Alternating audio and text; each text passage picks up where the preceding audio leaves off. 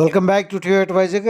అనకాపల్లి జిల్లా Narsipatnam sitting MLA పెట్ల ఉమాశంకర్ గణేష్ ప్రచారంలో 7 గ్రామాలను చుట్టుముట్టారు. ముందుగా అమ్మపేట, తర్వాత కొత్త యలవరం, తర్వాత గొలుగొండ, తర్వాత సాలికిమల్లవరం, జోగంపేట, తర్వాత పప్పుశెట్టిపాలెం, దీంతోపాటు చెన్నైపాలెం తదితర గ్రామాల్లో ఆయన పర్యటన చేశారు. సందర్భంగా ప్రతి గ్రామంలోనూ ఎవరో ఒకరు, ఇద్దరు ముగ్గురు జాయిన్ అయ్యారు. పప్పుశెట్టిపాలెంలో ఘనంగా స్వాగతం పలుకుతున్న దృశ్యాలను ఇప్పుడు మీరు చూస్తున్నారు. అదేవిధంగా ఆయన మాట్లాడుతున్న మాటలను ఇప్పుడు మీకు వినిపించే ప్రయత్నం చేస్తున్నాం. ఇప్పుడు చెన్నైపాలెంలో జరుగుతున్నటువంటి ఈ మీటింగ్కి హాజరైన జన సందోహాన్ని కూడా మీరు చూడవచ్చును. కొత్త యలవరం గ్రామంలో హాజరైన జన సందోహాన్ని ఇప్పుడు మీరు చూస్తున్నారు. అదేవిధంగా గొలుగొండ గ్రామంలో వందల కొలది మహిళలు మంగళహారతులు చేత పట్టుకొని మెయిన్ రోడ్డుపై ఆయన కోసం వేచి ఉండడానికి కూడా మీరు త్వరలో చూస్తారు. అయ్యన్న పాత ఎంత రౌడీయో తెలుసు, ఎంత గోండాయో తెలుసు, ఎంత నోటి దూరందో తెలుసు. అంతకంటే 100 రెట్లు ఎక్కువ వాళ్ళు పెద్ద కొడుకుంటాడు, బరుకుంచాడు. ఆడెప్పుడు అంటాడు 2014లో ఎంపీ టికెట్ నాదే అంటాడు, అది రాలే. 2019లో కూడా నాదే అన్నాడు, అది రాలే. 2020లో వస్తా అనుకుందాం, అది రాలే. బీజేపీ వాళ్ళకి వచ్చింది. ఇదేంట్రా బాబు, అయిన పద్ధతి పెద్ద వీరుడు అని చెప్పి బిల్డప్లు ఇస్తాడు కదా, అది కొడుకు ఎందుకు తెచ్చుకోలేకపోతాడు ఎంపీ టికెట్ అని చెప్పి ఒక తెలుగుదేశం పార్టీ నాకు అడిగాను.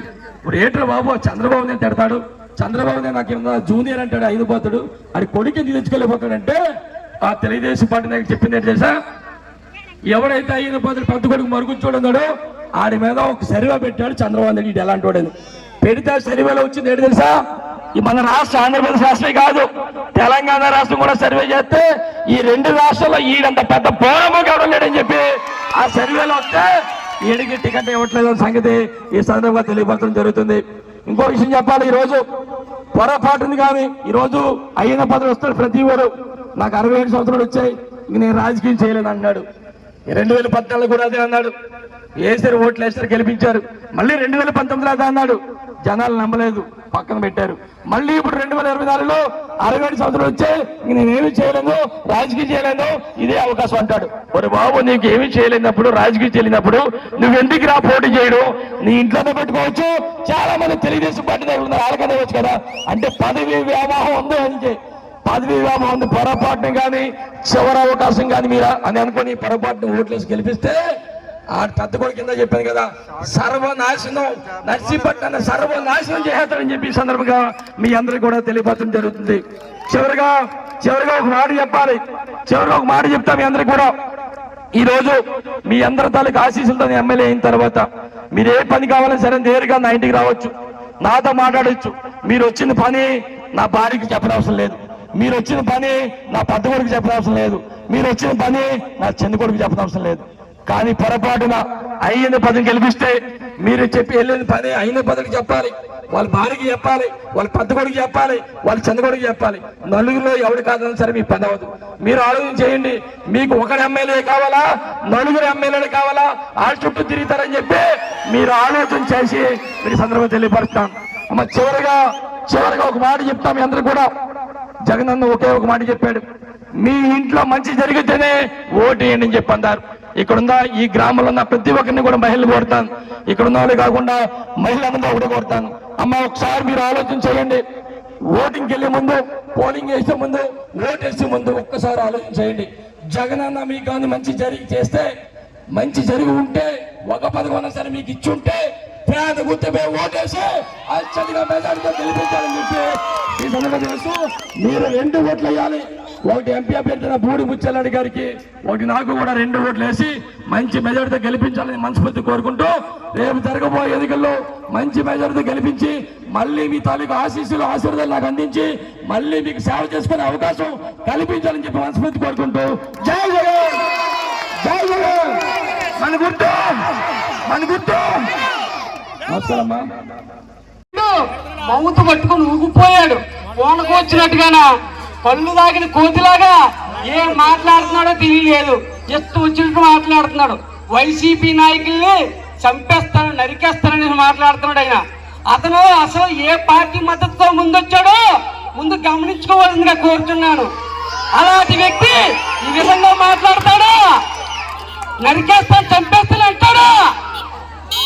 అలాగే మరి ఈ గ్రామ ప్రజలందరూ కూడా చాలా మంచితనంతో ఆయనకు 1 రూపాయి కూడా ఖర్చు లేకుండా ఏకగ్రీవంగా పంచాయతీని కట్టబెడితే ఆ కట్టబెట్టిన ప్రజల్ని ఆయనకి అండగా ఉన్నటువంటి వ్యక్తుల్లో కూడా సంపుతానని నగ్గుతానని చెప్తాడా?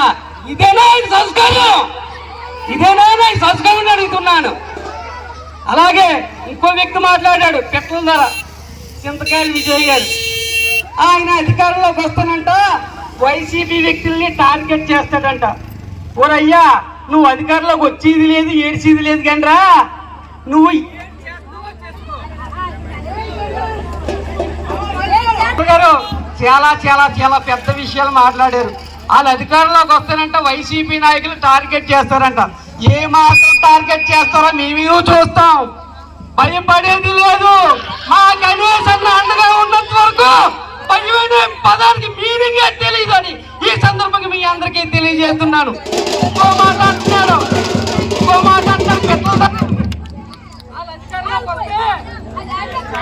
అధికారంలోకి వస్తే వైసీపీ నాయకుల్ని కార్యకర్తల్ని రోడ్డు మీద తిరగనీయకుండా చేస్తాడంట. ఒరయ్యా బాబు, విజయ్ బాబు, నీకు ఒకటే చెప్పదలుచుకుంటున్నా ఈ సందర్భంగా, ఈ దేశ ప్రజలందరికీ కూడా స్వేచ్ఛగా జీవించే హక్కు, స్వేచ్ఛగా మాట్లాడే హక్కు భారత రాజ్యాంగం కల్పించింది. అది రాసింది డాక్టర్ బిఆర్ అంబేద్కర్ గారు.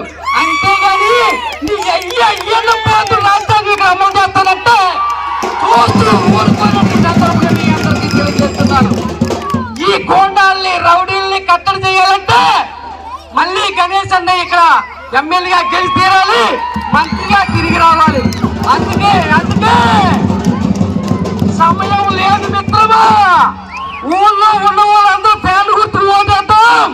కొన్నూరులో ఉన్న మన బంధువులందరూ రప్పిద్దాం. ఏది ఏమైనా నర్సీపట్నం కోటపై వైసీపీ జెండా ఎగరవేద్దాం. నేను గణేశాన్ని గెలిపించడానికి నేను సిద్ధం. మీరు సిద్ధమా? మన గుర్తు పేరు గుర్తుకే గణేష్ అన్న. ధన్యవాదాలు. అంటే అయ్యన్న పథకాన్ని చెప్తామని కూడా లేడు. ఇంకోటి చెప్పాలి, మీ అందరూ కూడా ఇక్కడ 6 రోడ్డు ఉంది. పబ్సెట్టిపల్లి సెంటర్ నుంచి 3.5 కిలోమీటర్ల రోడ్డు ఉంది. సుమారుగా 30-40 సంవత్సరాల నుంచి రోడ్డు వేయలేదు. ఎన్నో మంత్రి పదవులు చేశాడు, రోడ్డు వేశాడా? మంత్రి పదవులు చేసి రోడ్డు వేస్తాడు కదా. మన పేడిపెట్లు అంటాడు, ఎమ్మెల్యే ఇప్పుడు ఎలక్షన్ ముందు వేసేస్తాడు, ఏం పీకుతాడు 5 సంవత్సరాల నుంచి అంటాడు. ఒరే బాబు, నా పేగడ శాతం తలుగుంటురా, నువ్వు మంత్రి పదవి చేసి ఏం పీకారో బాబు ఈ రోడ్డు అయిపోయింది అని చెప్పి ఈ సందర్భంగా మీ అందరం కూడా అడుగుతున్నాం. ఏదైనప్పుడు కూడా మనం 6 కోట్ల రూపాయలతో రోడ్డు వేస్తున్నాం. ఎన్నో అడ్డంకులు పెట్టారు వీళ్ళు, ఆగింది. అయినప్పటికీ కూడా మీ అందరి తాలూకు ఆశీస్సులతో 3 రోజుల నుంచి స్టార్ట్ చేసాం. మరొక వారం 10 రోజుల్లో ఆ రోడ్డు వేసి తీరుతామని చెప్పి సందర్భంగా మీ అందరూ కూడా తెలియపరచడం జరుగుతుంది. ఒక విషయం మీ అందరూ పిల్లలందరికీ ధన్యవాదాలు. మన వైఎస్ఆర్ పార్టీ గురించి మన ఎమ్మెల్యే గారు చెప్పారు, ఇది మాత్రం నిజం. మన ఎమ్మెల్యే గారు అంటే ధర్మరాజు దాన కర్ణుడు. మన మగుళ్ళందరికీ తెలుసు, మధ్యాహ్నం అయితే ఫోన్ చేసి రావాలా, పని కావాలంటే చేసి పెడతారు. అలాంటిది రాత్రి ఎవడే ఒకడు ఒక తొంటరోడు ఎమ్మెల్యే గారు చేత కాదంట, ఓసీ కార్పొరేషన్ తీసుకుని పర్సన్కి 20,000, ఆడికి 80,000. ఆడు నన్ను మా ఎమ్మెల్యేని నా పార్టీని ఎంత హీరో కాదు, వార్ 1 సైడ్. వైఎస్ఆర్ అంటే వార్ 1 సైడ్. అలాగే నా పార్టీ కుర్రోళ్ళకి మందు పట్టించి ఆ పిల్లల చేత రాత్రి కొండ కప్పారు. వాళ్ళు ఉదయం వచ్చి మాయా నేను మాత్రం మామూలుగా వెళ్ళలేదు, మీరు మా నాన్న మా మాయోళ్ళు వైఎస్ఆర్ మేము ఇంటికి వెళ్తాం కాబట్టి మేము వైఎస్ఆర్కి వస్తామన్నారు. అవి చంద్రబాబు కళ్యాణ్ పోతురాజు పండుగ పూల ఎమ్మెల్యే చేతి మీద పార్టీలోకి జాయిన్ అవుతున్నాడు. అలాగే ఉల్లి అప్పారావు బ్రాకెట్ లో ఠాగూర్ గారు కూడా మన పార్టీలోకి చేరుతున్నారు ఎమ్మెల్యే చేతుల మీదుగా.